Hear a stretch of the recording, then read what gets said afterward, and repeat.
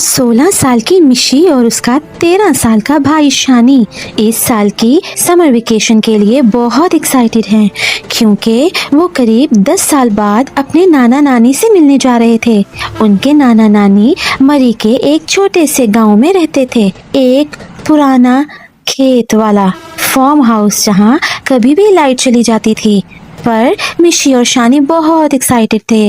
ये पहली बार था कि वो अपने पेरेंट्स के बगैर ही ट्रैवल कर रहे थे। एक लंबा सफर तय करके उनकी गाड़ी स्टेशन पर रुकी। उन्होंने अपने नाना नानी को देखा और बैग उठाकर उनकी तरफ दौड़ पड़े। नाना नानी बिल्कुल वैसे ही लग रहे थे जैसे उनकी यादों में थे, बस अब थोड़े कमजोर हो गए थे। उस वक्त तेज धूप पड़ रही थी और काफी गर्मी भी थी, लेकिन उसके बावजूद उनके नाना नानी ने मोटे कपड़े पहने हुए थे। उनकी आंखों में एक अजीब सा खालीपन था। चेहरे पर मुस्कुराहट तो थी, लेकिन बहुत ही नकली सी मुस्कुराहट थी। लेकिन मिशी और शानी ने ऐसा कुछ भी नोट नहीं किया था क्योंकि वो तो बहुत खुश थे अपने नाना नानी से मिलने के लिए। अपने नाना नानी से मिलकर वो दोनों बहुत खुश थे। पूरी कार राइड में ट्रेन की सफर की स्टोरी सुनाता रहा शानी। नाना नानी ज्यादा कुछ नहीं बोले, सिर्फ हाँ में हाँ मिलाते रहे। बार बार गाड़ी के मिरर से उन्हें देखते रहे। मरी से करीब 1 घंटा कार ड्राइव करके घर पहुंच गए।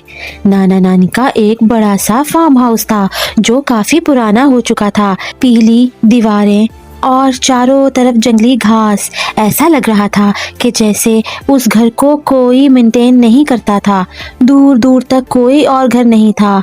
रात हो चुकी थी तो आसपास कुछ दिखाई नहीं दे रहा था।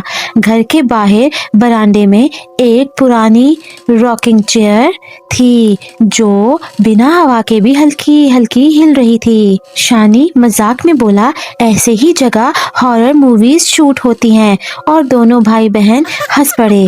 घर के अंदर सब कुछ पुराना था। ब्लैक एंड वाइट कलर की तस्वीरें और पुराने सोफे, और अजीब सी स्मेल थी जैसे कोई सड़ रहा हो। जब दोनों ने मुंह बनाया तो नानी मुस्कुराते हुए बोली, ये गोबर की स्मेल है, खेतों से आ रही है। ये कहकर नानी किचन में चली गई और नाना जी ने उन्हें रूम दिखाकर खाने का कहा। उनका रूम बहुत बड़ा था, पर खिड़की से सिर्फ अंधेरा और लंबी लंबी घास दिखाई दे रही थी। थोड़ी देर बाद नानी ने खाने के लिए उन्हें टेबल पर बुलाया। नाना नानी उनके साथ डाइनिंग टेबल पे बैठे तो सही, पर उन्होंने कुछ खाया नहीं, बस यही रिपीट करते रहे, वो दोनों कितने खुश हैं कि बच्चे आए हैं।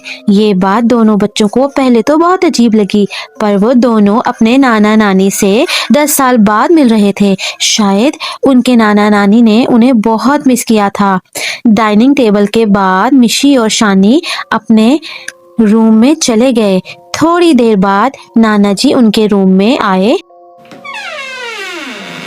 गुड नाइट कहा और लाइट बंद कर दी।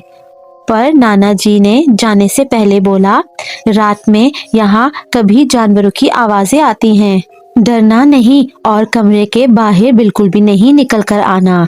ये कहकर नाना उनके कमरे से चले गए। थके हारे हुए बच्चे कब सोए उन्हें पता ही नहीं चला। अगले 2 दिन काफी नॉर्मल गुजर गए। हर दिन नाना नानी दोनों को उठाने आते। मिशी अपना ज्यादातर वक्त खिड़की के पास ही गुजारती, स्केचिंग करते हुए। उस विंडो से सिर्फ पेड़ दिखते थे, सारे के सारे एक जैसे। शानी घर के आसपास घूमता रहता या घर के पीछे के कोने में पुराने झूले पर बैठकर अपने वॉकमैन पर गाने सुनता रहता। नाना नानी हर दोपहर को घर से निकल जाते कि वो दोनों खेत में काम करने जा रहे हैं और सीधा रात को वापस आते। घर में एक लैंडलाइन नंबर भी मौजूद था, पर वो खराब था। वो बच्चे अपनी मम्मी पापा से भी बात नहीं कर पा रहे थे। कुछ छोटी छोटी चीजें भी थीं जो थोड़ी अजीब थीं, जैसे नाना नानी कभी भी उनके साथ कुछ खाते नहीं थे। हर बार कोई न कोई बहाना करके दोनों डाइनिंग टेबल पर बस बैठे रहते। एक बार शानी ने देखा कि किचन में फ्रिज खुला हुआ है और अंदर एक बाउल पड़ा हुआ है, उसमें कोई लाल कलर का कुछ गाढ़ा सा लिक्विड था। जब उसने पूछा तो नानी ने सिर्फ इतना कहा कि वो एक फैमिली रेसिपी है। ये कहकर वो हंसने लगी। अक्सर नानी बेवजह जोर जोर से हंसने लगती थी और नाना जी कई कई घंटों तक एक ही जगह बैठकर सामने किसी चीज को घूरते रहते। दोनों बहन भाई को लगा जब कोई बूढ़ा हो जाता है तो ऐसे ही करता है। इस रात मिशी की आंख किसी आवाज से खुल गई। आवाज दरवाजे के बाहर से आई थी। तभी दरवाजे के बाहर से एक बड़ी सी शेड गुजरी। सिर्फ एक सेकंड के लिए नाना जी की वार्निंग भूलकर मिशी दरवाजे के पास दबे पांव गई और उसने धीरे से दरवाजा खोला। वो अजीब सी बदबू और भी तेज हो गई थी। सामने अंधेरा था पर किसी के गुर्राने की आवाज आ रही थी। वो कोई जानवर नहीं लग रहा था, वो कुछ और ही था। इससे पहले कि मिशी उसके पास जाकर कुछ समझ पाती, अचानक से किसी ने उसके कंधे पर हाथ रखा और उसकी चीख निकल गई। इसके पीछे उसकी नानी थी। उनके चेहरे पर अब भी अजीब सी नकली सी मुस्कुराहट थी और उनका चेहरा अजीब सा पीला पड़ चुका था। उन्होंने मिशी को सोने का कहा। घबराई हुई मिशी चुपचाप अपने कमरे में चली गई, लेकिन वो डर के मारे सो न सकी। मिशी को अब इस जगह से बहुत घबराहट होने लगी थी। अगली सुबह नाना नानी उनके कमरे में आए। दोनों का चेहरा बिल्कुल नॉर्मल था। रोज की तरह वो बोले, नाश्ता किचन में तैयार है, कर लेना, हम खेतों में काम करके शाम में आ जाएंगे। जैसे ही मिशी को मेन डोर बंद होने की आवाज आई, उसने सुक्का सांस लिया। इस दोपहर शानी बाहर झूले पर बैठकर अपना वेकेशन वर्क कंप्लीट कर रहा था कि उसे घर के अंदर बच्चों के खेलने की आवाज आई। उसने इधर उधर देखा। उसने पीछे वाली खिड़की से झांका तो उसे एक परछाई दिखाई दी, जैसे कोई छोटा बच्चा। उसे लगा कि शायद घर पर मेहमान आए हों, पर जब वो घर के अंदर गया वहां मिशी के अलावा कोई न था। वो पूरे घर में उस लड़के को ढूंढने लगा और तब उसकी नजर ड्राइंग रूम में लगी एक ब्लैक एंड व्हाइट फोटो पर पड़ी। उनके नाना नानी की फोटो की आंखों से खून बह रहा था। ये देखकर शानी डर गया।